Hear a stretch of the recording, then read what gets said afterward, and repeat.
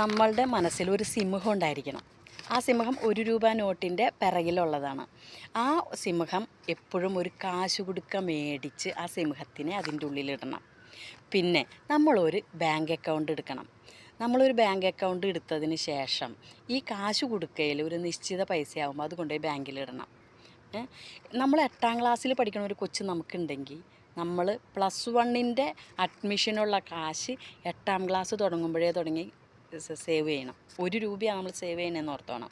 അപ്പോൾ ആ സമയത്ത് നമുക്ക് പൈസ കണ്ടെത്താൻ പറ്റും. 30,000 രൂപയൊക്കെ നമ്മളെ സംബന്ധിച്ചിടത്തോളം വലുതായതുകൊണ്ട് നമ്മളത് കണ്ടെത്തണം. പിന്നെ നമുക്ക് ദീർഘവീക്ഷണം വേണം, കഠിനാധ്വാനം വേണം. ഇതെല്ലാവരും പാവപ്പെട്ടവർക്ക് അത്യാവശ്യമാണ്. പിന്നെ നമ്മൾ ഒരാൾ ഒരിക്കലും പാവപ്പെട്ടവനെന്ന് പറയരുത്.